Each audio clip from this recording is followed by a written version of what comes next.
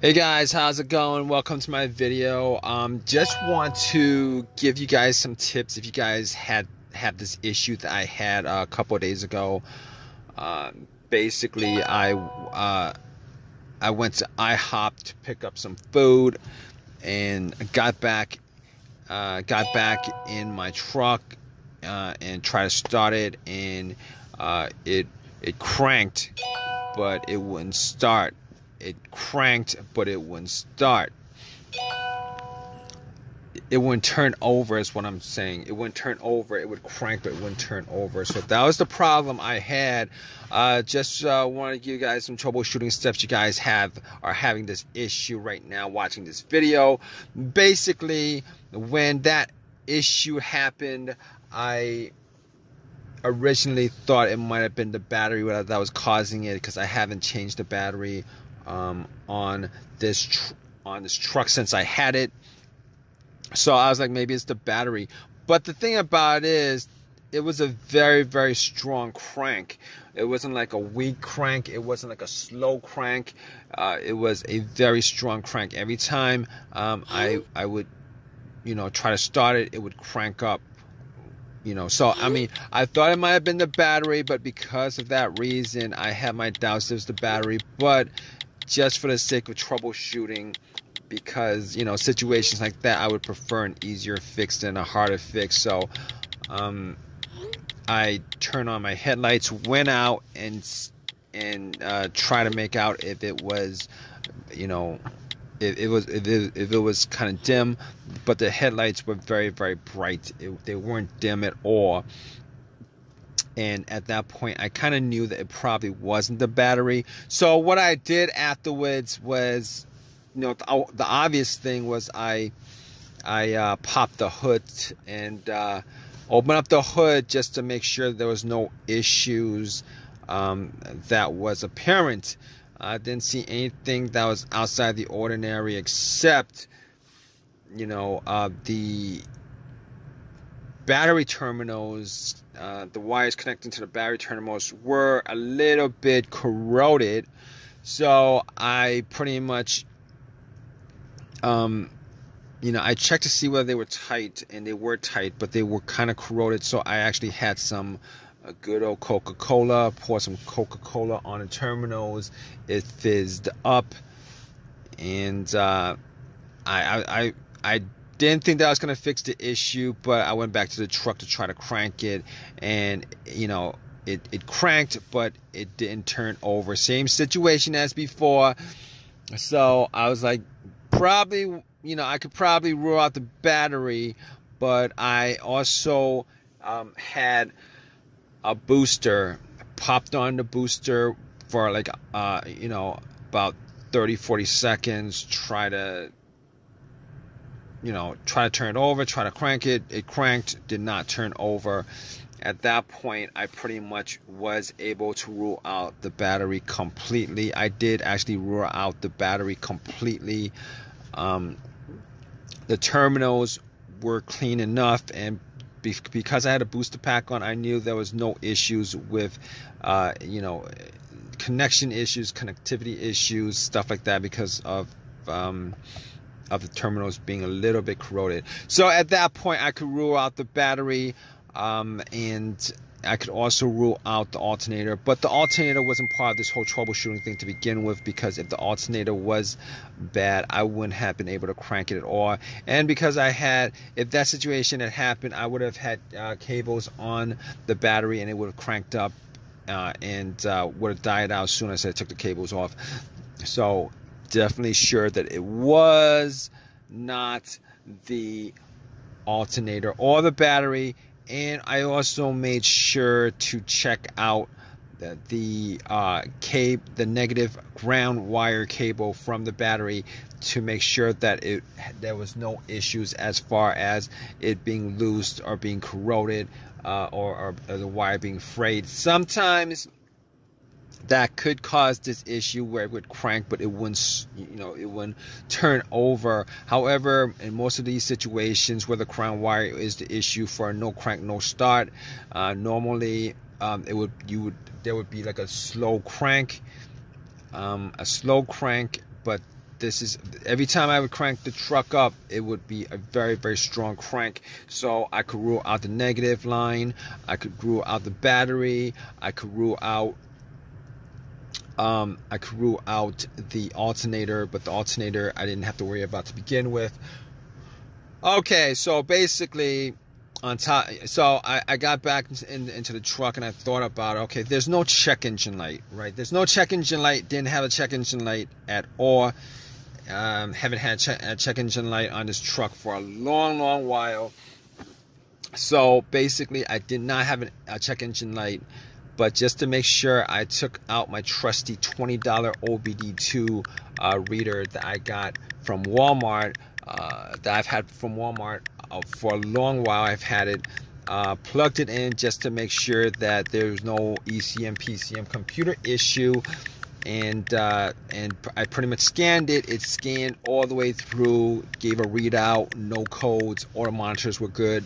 At that point, I knew that I could probably rule out the computer, the PCM, ECM, the computer causing this this crank but no start issue. Sometimes if there's no connectivity between the computer and the car, well, if there's no connectivity between the computer and car because of a blown fuse, a short, something like that, where it messes up any kind of connection between the computer and the car, there would be a crank, no crank scenario that could occur possibly because of it, but I could rule that out. And because no codes came up and no check engine light, at that point I could also rule out a whole host of other stuff that would be causing it. I could rule out everything that has a sensor connected to it, which is the mass airflow sensor. The mass airflow sensor could be causing this issue, but since I had no check engine light, it didn't come up as a code. I could rule that out. Camshaft, could rule that out. Crankshaft position sensor, I could rule that out. Throttle body, throttle position sensor, I could rule that out. I could rule all those things out just off of the fact that there's no codes for any of those things.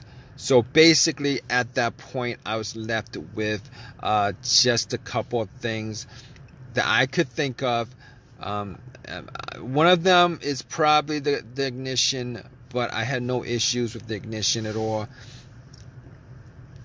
since I had this truck, so I didn't think that was it. But we're gonna I pretty much went to the couple of things that I could think of that would have been easy fixes, which was fuses and relays.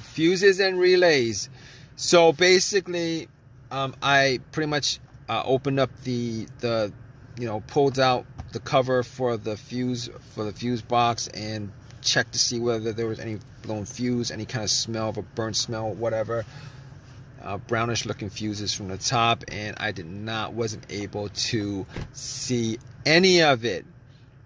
All right, anything that was blown, anything that was out of the ordinary. So basically from the parking lot, I could not actually tell whether there was a blown fuse or not. However, there is a good chance that a relay may have been the problem. And the one thing that pretty much I thought could have been the issue was the fuel pump. Now let me give you guys tell you guys what I did as far as trying to determine whether it was the fuel pump or whether it was the fuel pump relay. All right, so basically I was in my car and I was trying to see if I could hear the fuel pump priming. Normally the fuel pump primes just before the car turns over and starts. It coincides with the crank and everything to air, fuel, spark. Those are the things that causes the engine to work. And obviously the system, the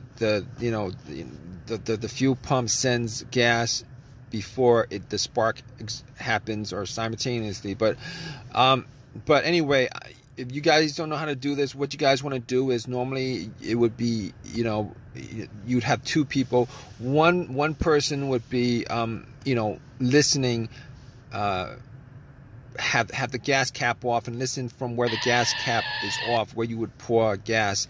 But one person would be listening, and then the other person would be trying to put the car into the ignition into the on position, just to hear whether there was a whizzing sound, just to see whether there was like a whizzing sound or a motoring sound. The fuel pump pretty much priming, sending fuel to the engine. Now, I was the only person, you know, I was the only one person there picking up food. So it was just one person. So I was like in my car, and I was pressing it, trying to get to the. I tried to listen as intently as possible. I don't know if that's the correct word for it, but I pressed it to on position, sitting in my car, trying to see whether I could hear some kind of whizzing, motoring kind of motor going off kind of sound. Because sometimes it's loud enough where you can actually hear it. I turned everything off, tried to listen to it. I could not hear a thing, but I could not tell 100% whether, you know, it's just not audible enough for me to hear it. So what I did was, I went out, and if you guys are in this situation, you guys can't really hear it. Okay, so I tried to find the relay for the fuel pump, and I swapped it out with another relay, a similar relay with the same numbers. It's the same relay, but it's a different relay. It's a different relay.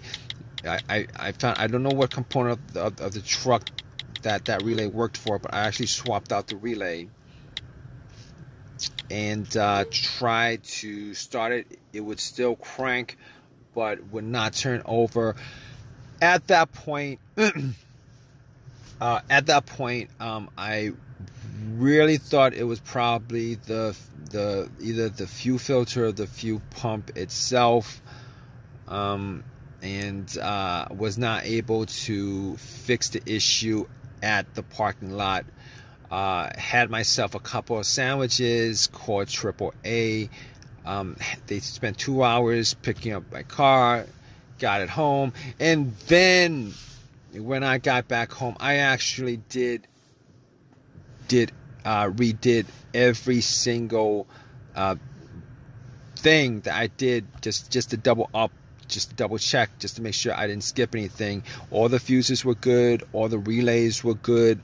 And pretty much found out that the fuel pump was not initiating because I actually took the fuel line off and there was nothing coming. I basically took the fuel line off, wrapped a Ziploc bag and a rubber band around the hose, and put it on position just to prime it. Normally, if the fuel pump was working, if there's nothing obstructing it, there would be some fuel in the bag. There's no fuel in the bag. There's no gas in the bag. So it could be one of two things. Maybe a